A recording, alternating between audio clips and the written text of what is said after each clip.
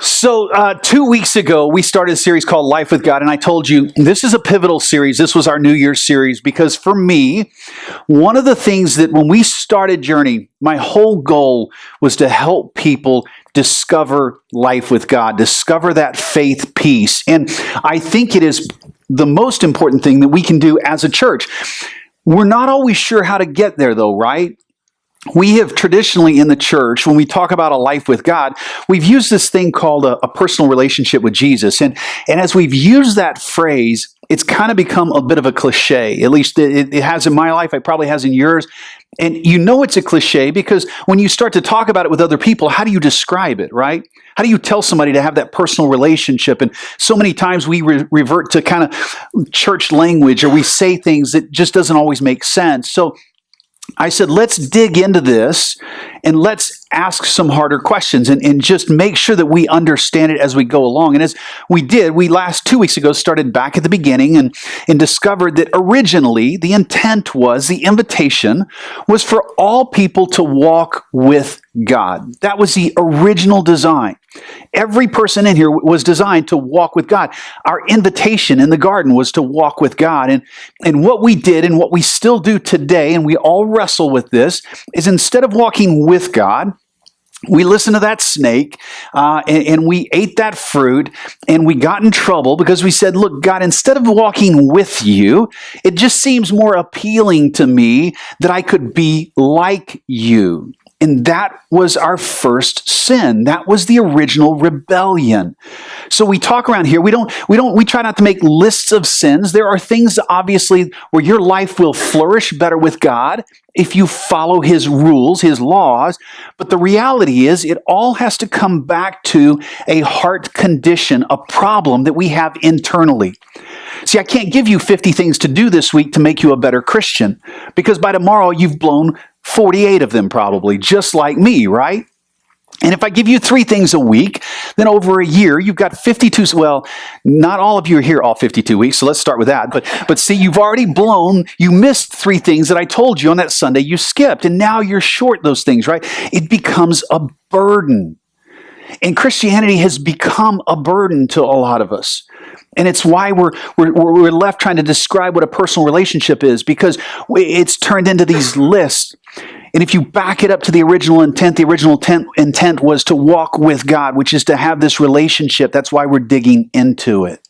So we made that statement the first week that our purpose, our genuine purpose, our original purpose is to walk with God. Last week, we had this great conversation with some panel discussion up here. And if you missed it, go back and pick it up. I apologize. Some of the audio is not great. We're working on that. We're not sure what was going on. But go back and listen.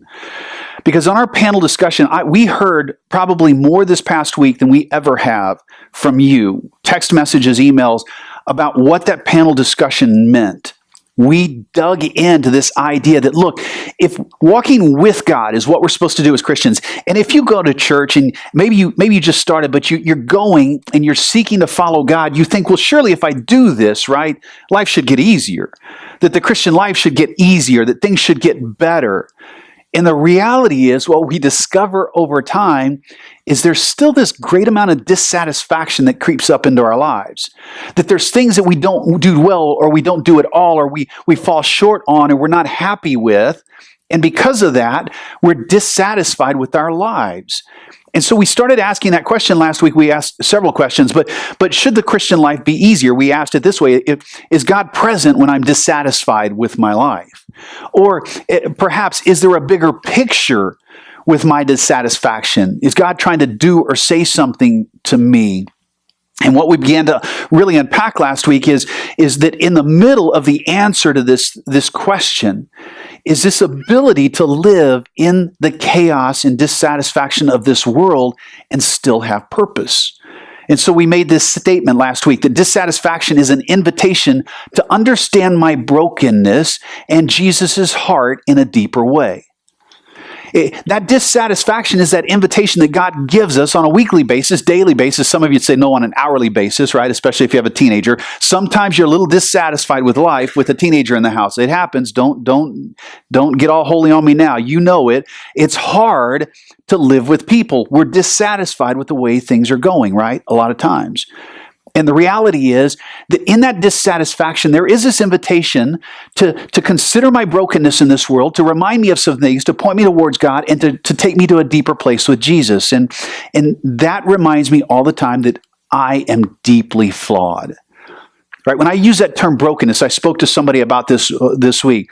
When I use that term brokenness, please, I understand that some of us came from backgrounds where the idea of brokenness was just fatally pushed on us, and it's kind of a depressing thought. When Christ comes to us, the purpose is to reveal through His Spirit how much we need Him. So we use this term brokenness, but there's an answer there. The problem is within the answer is this need for all of us to continue with this dissatisfaction in life so that we can always be confronted with it. Because I'm going to be brutally honest with you. Sometimes it takes a lot of dissatisfaction in my life to remind me who I am in this world. Sometimes it takes a lot of dissatisfaction to point me back to God. Because when I do life on my own and things are going really well, you know what? I don't need God. So I want to push this a little bit further this week, and I want to start talking about ways that we can approach God. I want to kind of keep building on this conversation, and as we do, there's a book that I'm keying off of this week. Last week I told you about the book "Do You Love Me" by Debbie Swindoll. We've got it in the lobby. This book this week I don't have here. It's called "With" by Skye Jitani, but I want to throw it out there. And some of you are actually already reading this book because I've mentioned it. I think it's a great book. I'm going to pull from his work. Okay, so if you go read his book and say, "Hey, I heard that from Cecil," that's right. That's why I'm not writing the book. Okay, if I had come up with it first, I would have written it. But I love his conversation. As we get into it, here's where I want to start with you this morning. Right now, where you're at, if you were to answer this question, I'm not going to ask you to answer it out loud, okay? Be very honest. Don't get all Sunday school churchy on me, okay? Don't come up with an answer you think I want to hear. If I was to ask you right now, what's the treasure in your life? What would be your answer? All right, sit for just a second, because I know in less than an hour, you're all going to be running out of here and doing other things and not thinking about some of this. So here's an opportunity. Where is the treasure in your life? Maybe let me ask it this way. What is the goal and desire of your life? What drives you? If you could give everything for one thing in your life, what would it be? Now I want you to take that answer and I want you to just sit on it for a second. Be honest, and we'll come back to it. I want to describe 4 different collective conversations with you. And Skye does this in his book.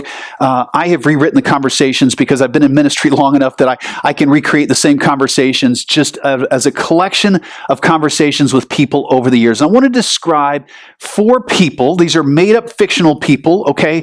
But the conversations are very real. And I want to, in describing them to you, I want to get you to think about possibly 4 different ways that most of us will approach God. When you come to some kind of faith, most of us, when we come to God, when we come back to church, we come to church for the first time, there's something in our lives that's driving that. Right? There's usually something that we want. We have a need. We have maybe a desire. We have possibly something that is painful in our lives. And so we're coming to God to seek out an answer. If we're brutally honest, usually the answer, we want an answer because whatever we have a need over is something that we, for one reason or another, are afraid of. In other words, fear will drive a lot of our approach to God. Fear drives some of the things in our lives that drive us to God. We go to God and we're waiting, we're looking for Him to relieve some fears in our lives. So let's talk about 4 different ways that can happen. The first, I want to talk about a guy named Doug. All right, remember, he's fictional, so don't sit there and sweat if your name's Doug. It's all right. Doug's this really smart guy. I found Doug over the years to be the guy that is pretty successful in business. He's very, very sharp. I enjoy talking to Doug because Doug's the kind of guy, he's read so many leadership books that he can help facilitate for me some of the things that I didn't get when I went to seminary. Right? Seminary for me was all about training me in the scriptures. But the thing is every church actually is an organization at the same time. And Doug has great organizational skills. Doug is a great businessman. Doug follows Jesus, but here's the thing. Doug really believes that when it comes to faith, in your faith walk, that there are some principles that just simply make sense in the world. And if you will follow all of the principles, then life should work out pretty well. In fact, Doug is the kind of guy that's going to get really, really frustrated with his church body, his church home, because he thinks maybe we pray a little too much. Doug thinks that what we need to do instead of praying is just look at the principles that really, really work and implement those principles. In fact, Doug would really, if he's honest, and he may not want to be in front of you, he might look at your life and say, well, part of the reason you struggle is because you keep ignoring the principles. If you would just obey certain rules and laws about the way life works, then everything would work out for you. Doug really believes that the scriptures lay out some great principles, but the problem then again is just simply that most of us don't follow the principles close enough, and therefore our life is a wreck. Now, if you're going to track with me when we talk about Doug, here's how we're going to describe Doug's approach to God. We're going to call it life over God, okay? This is not my phrase. I stole it from a book. Just walk with me, okay? So don't go out there and tell everybody, my pastor came up with these really cool things. No, he didn't. He wished he did. Life over God. That's the way Doug relates to God. We'll come back to that, okay? So if you've got some blanks in your flyer, don't worry. We'll come back to them. I know you're really worried about those blanks sometimes. The next person I want to talk to you about is a gal named Stacy. Stacy's somebody who has been in my office when I was in youth ministry just in tears. Because for the last couple of years, Stacy's oldest teenage son has been pulling away from the family. In fact, pulling away from all of his friends. He's kind of gone dark on them. He's rebelled more and more. And now they've just discovered, she and her husband, that he's been using drugs for the past year behind their backs, away from their house where they didn't know. They're very upset. Every effort that they've made as a husband and wife team to correct or kind of redirect their son back to the things they've tried to teach him over the years, it's all fallen short. In fact, the son has just grown more and more rebellious as they've tried to intervene. I want to read you a mock-up conversation of what Stacy would say to me. She says, "We've raised our kids exactly like God says to raise your family in the Bible. We've always honored God in our home, focused on His principles, and tried to model what is right for our kids. We don't let them see rated R movies. We don't let them go to homes and spend the night with people we don't know. We don't let them associate in circles that they shouldn't be in." She would tell me Proverbs even promises if we just raise our kids in the way they should go, then they're not going to leave that eventually. So why is God punishing us? Why is He letting this happen? Stacy is distraught with what's going on in her world. And we're going to label her approach to God as this: life under God. Life under God. We'll come back to Stacy. Larry's another guy. He's like a lot of people. He will go every once in a while to see a pastor or a spiritual mentor. He comes for prayer. Larry's pretty self-sufficient. He really thinks he's kind of got life figured out on his own, and he considers himself to be a Christian. But here's the thing. Faith things don't really trickle down into Larry's life every day. Like, he doesn't have a lot of time for a gathering or a service like this. Larry doesn't on a daily basis have things in his life, disciplines or routines that would tell you that he's following God. He just simply believes that God is there, God's good, and God loves him no matter what. He will often take all of the things that are in his life, the things he wants to do, and just thinks that God put them there. So that's how God wired him. And really, he can just act on his own towards those things. Ultimately, Larry doesn't believe he's wrong a lot, right? but he does say he loves God. He just focuses on his own desires all the time. He'll come to somebody for prayer when it looks like he's not going to get what he wants in life. And the prayer is always bent towards God helping him get what he wants. We're going to call Larry's approach to God, we're going to call it life from God. Life from God. And the last person I want to talk about is Cassie. Cassie's this young, energetic gal who's just graduated from college. She's been a part of youth groups and college ministries. She's always been involved with the church. She's been on missions trips her whole life. Cassie's a very, very energetic, faith-driven person.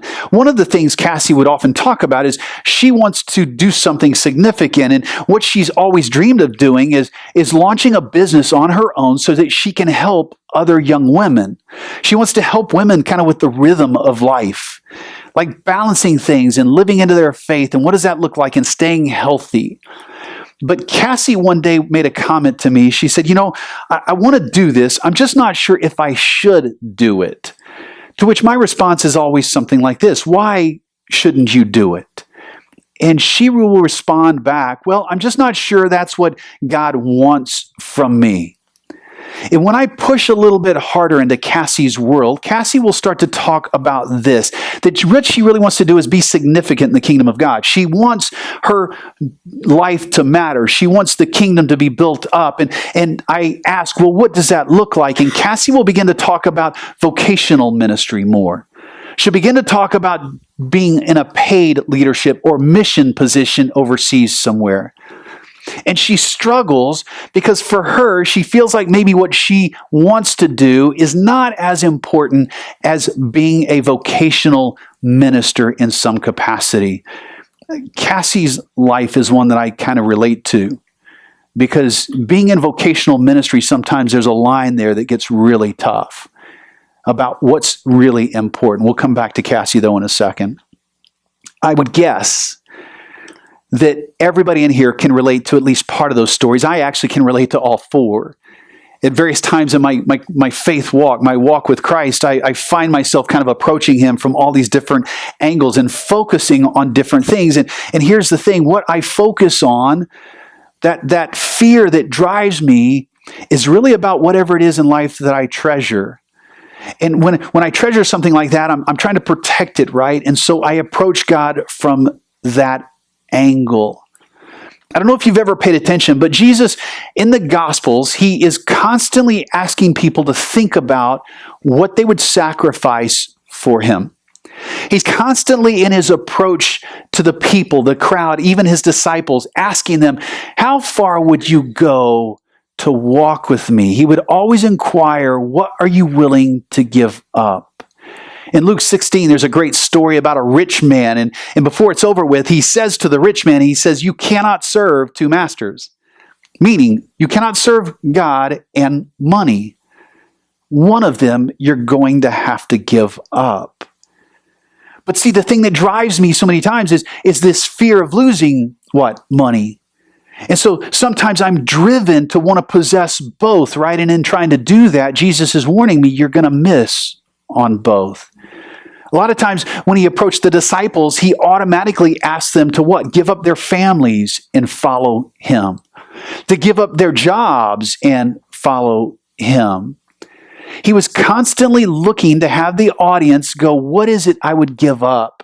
What would I sell? What would I give away to go get something better in my life? And sometimes the people around him would follow, and sometimes they would not follow, because there's a fear that caused his audience, like us, to believe that a lot of times the things we treasure, we really believe that those things are going to satisfy our lives. That the things that cause fear in our lives are the things that we treasure, and we're trying to hold on to them because we really believe they are the things that are going to satisfy our lives. Let's talk about our four people one more time. When Doug approaches God in this life over God type of way, he's simply reducing God to these principles. I would call Doug a deist, if you remember that term or have ever studied different versions of how Christianity has evolved. And deists are people that kind of believe that God started the world and kind of put it into play, put it into motion, and then he just steps back and let everybody do their thing, right? Doug's kind of this guy. Doug believes that science explains a lot of things in nature and that the Bible explains a lot of things about our spiritual lives. And really, if you just learn all these principles, you really ultimately are not going to need God. You just step back. He's fine to say there's a God. He'll say he believes in God. He'll say that Jesus is important to him. But Doug ultimately is going to push back.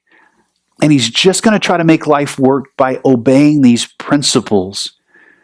These principles are in control of Doug's life. Principles really are where he places his hope.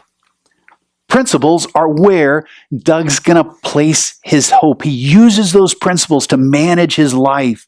And at the end of the day, he doesn't need God. God is not just a principle, though. See, that's the problem. It seems to work for a while, but God's not just a principle, and God doesn't want you to be just focusing on principles. That's why in Genesis, he says, come walk with me. I want you to walk in relationship. I want us to be, listen, if I reduced my marriage to just principles every day, my wife would get pretty tired of that, right? I'm sure there's some principles she wants me to get better at, but I'm just saying, look, if I reduce my whole marriage to principles, a book I read, and some 10 things I need to do to make my marriage better, it still isn't going to satisfy my wife. Why? Because she wants to be in relationship. God is not just a God of useful principles. So here's a question.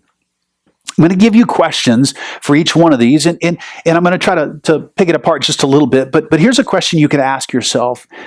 When you think about God or you think about your life, are you just a manager? Are you a manager? Now, let me tell you why I ask it that way, because I think it's a little misleading. But if you're a manager, and you believe the principles are what you need to implement life with God or just to make life work, then here's the thing. You're going to live with this constant threat that if you're not managing his principles well, that life's not going to work for you. But if you don't manage those principles, if you miss a principle, if you're not managing things really, really well, then life's not going to work for you. In fact, you're also going to believe that if you've stumbled on the hard times or other people are stumbling into hard times, that probably they have just simply missed some principles. That's what Doug faces. Are you a manager like that? Stacy. We described Stacy and said, look, Stacy is really living this life under God thing. She seeks to control life by controlling her morality and her religious devotion. For Stacy, it's very important that you just do the right thing and you follow some kind of ethical code that she believes God has lined out for her. In each one of these, you're going to find a lot of truth, right? We know the Bible talks about ways in which God created this earth to exist and for people to live. And if we do it, then what? We're going to flourish that way. But the thing is, Stacy takes it to the extreme. Stacy's looking at her family life and she's thinking things are falling apart because maybe they missed something somewhere. Maybe they haven't done something enough for God. They haven't gone and taken their kids to church enough for God. That they've fallen down on some of their moral principles somewhere. And that now they've got a son disobeying, that there's just this great dishonor with God. And maybe he's going to punish them for it. For Stacy, that religious practice or that morality is how she controls life. As she tries to implement these certain rules, and if I can just make my kids obey this stuff, then life's going to go well for us. Morality is her hope. Morality is her hope. Not God. Morality, if we do this right, then God will be happy with us. Maybe then we won't be dissatisfied. Maybe we'll get out of life what we want to get out of life. But here's the problem.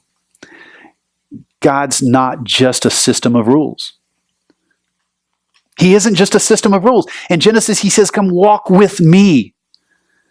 Be with me in relationship. It's not just a system of rules. So here's a question. Am I a sinner? Now, see, you could probably hear that question and you think, oh, well, we all are, right? We all are. But here's what I'm asking you. Do you live with this fear that if you miss a rule, that all of a sudden life's not going to go well? If you miss a service, if you miss an activity, if you don't do things just right, that it's not going to go well with you. See, she focuses on that religious ritual to try to gain control in her life. Larry. We described Larry as living life from God. Larry sees all of his life as kind of governed by his own desires. Now, this gets really hard to talk about because if we're honest, we all have things in life that we want, right? We have a certain way we expect things to work out. You have things coming up this week that you're thinking in your mind, I want it to all pan out this way, or you're thinking this is important to me. You have desires, right? And we talk about it a lot. Larry's the kind of guy, though, that Larry really believes that when you follow God, that God just gives you all of your heart's desires. In fact, Larry will say to people, just follow your heart. The problem is, the heart can deceive us, right? The heart is evil. Out of my heart are things that I don't even want to talk about with you, right? Sometimes the way I think about somebody, or I have a passing thought, or things that come into my mind from my heart, the core of who I am, are not good. But Larry keeps driving his life towards this meeting of his desires. And really, when his desires are met, then he feels like life's under control. He feels like all things are good. He feels like God is smiling on him. For Larry, desires are where he places his hope. The desires of his heart, the things that he wants most out of life, right? And if he doesn't get them, then all of a sudden God's been unfair, or life's not good, or God lied to me. He just begins to, it taints his whole day, right? But Larry is under the control of his desires. Now, here is the problem. God is not a genie in a bottle. He's not just a genie in a bottle. He's not just about giving you everything you desire. We know this is true. Otherwise, if you've ever parented a child, you would not allow your child to do just anything they want to do, right? My kids were wanting to drive at 12 and 13, right? That would not have been good if I had just let them do that, I would think. But that's the end result. So here's the question. Life from God. Am I a consumer? Am I a consumer? Not just in life, not just with the things you buy, although that can be a bad thing too, but in your heart with God. If your desires aren't met, do you get angry with God?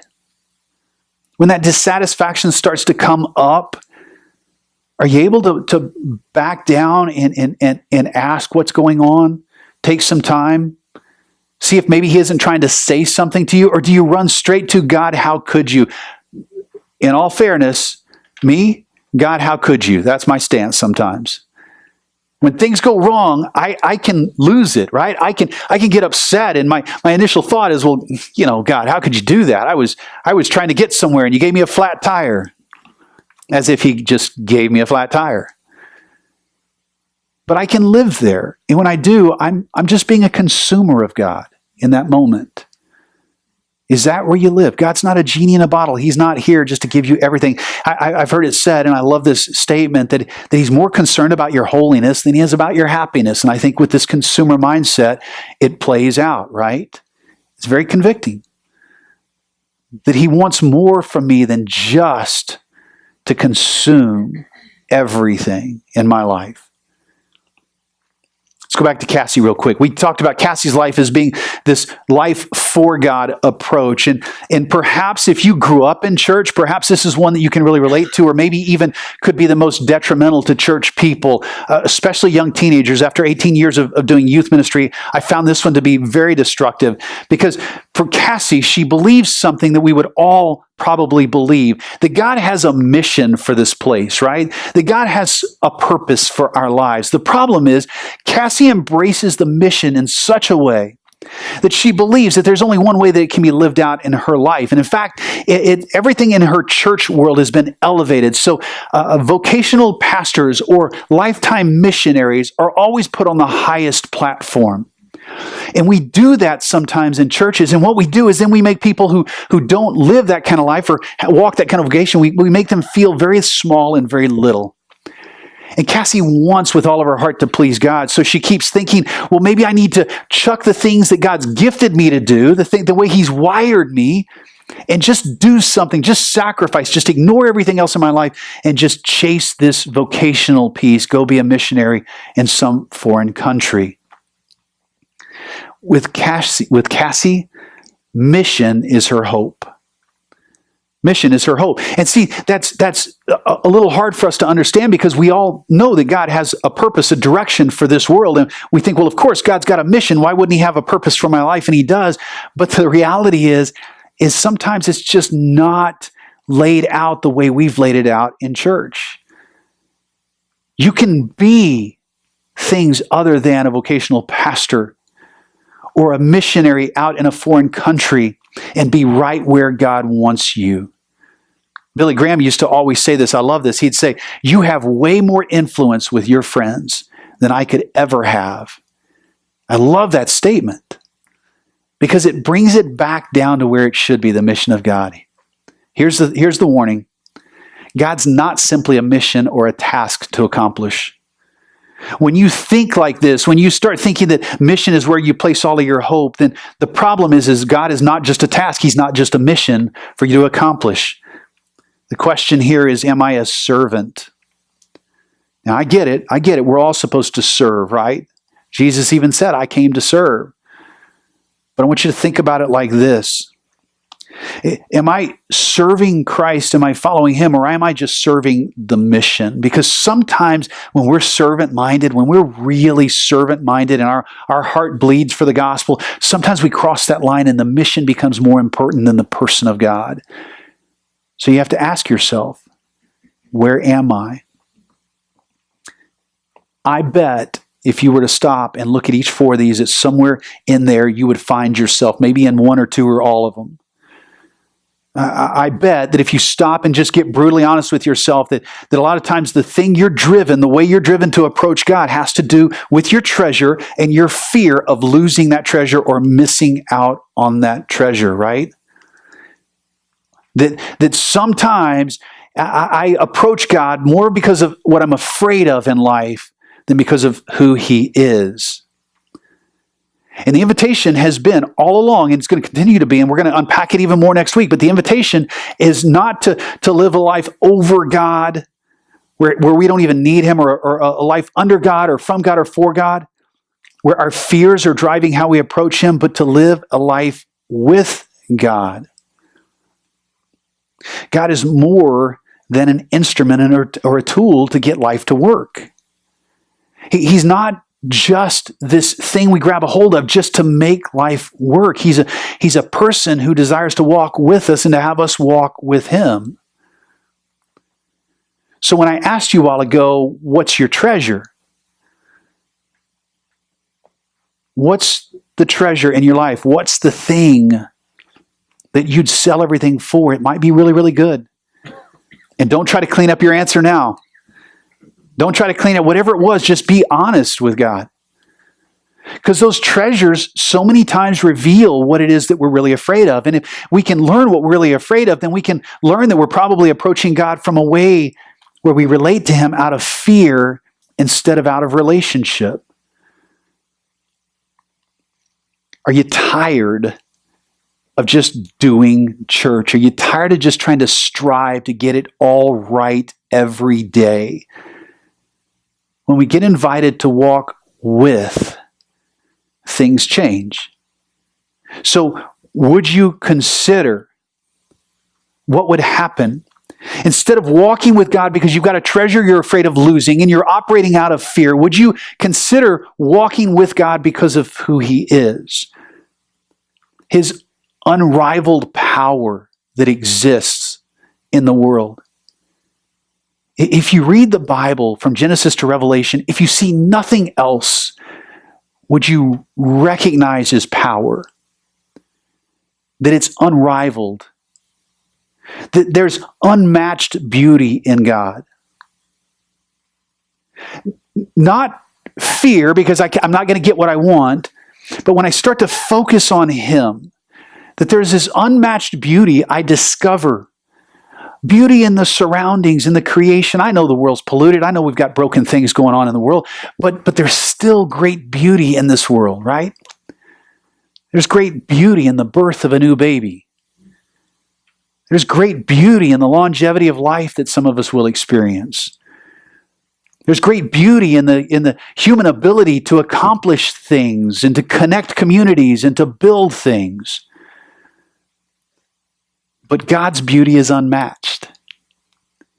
And he just gives you glimpses of it in those things. What about his untainted goodness?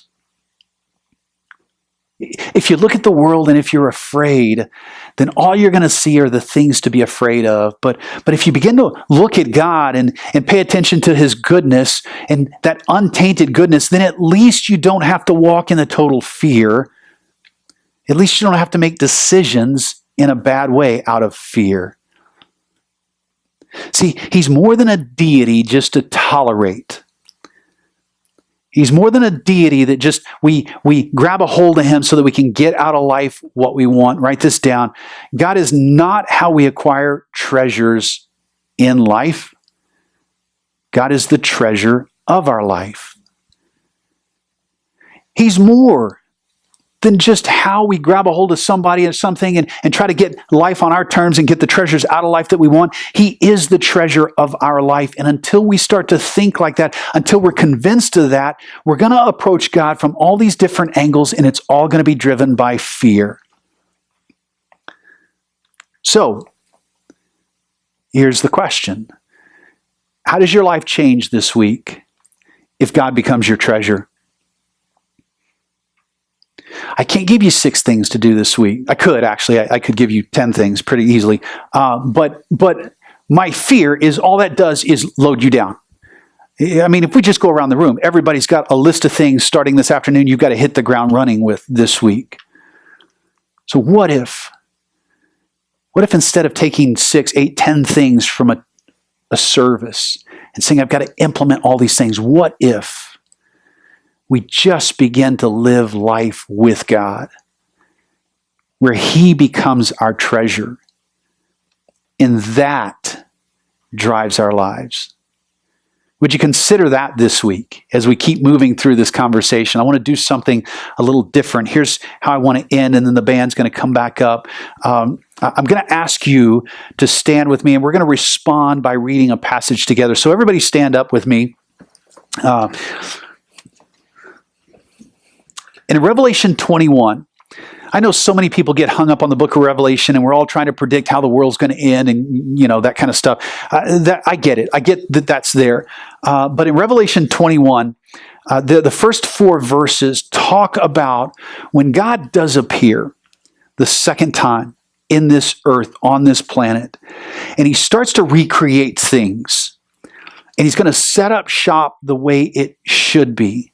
So as I thought about how to kind of send you out thinking about the treasure of God, I find these verses some of the most motivating in my life for moving forward. If I don't keep verses like this in front of me daily, I'm ready to cash it in, folks. I am a beach bum on a beach picking up cans. I don't care.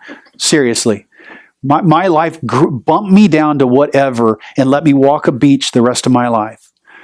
But I think there's a day coming when I'm going to walk some beach that's going to look like what we're about to read about. And I'm inviting you into that space. That maybe God's a bigger treasure than you've ever thought or imagined. And if that becomes the case, then what could really happen in your life? Let's read this together. Start in verse 1. Then I saw a new heaven and a new earth.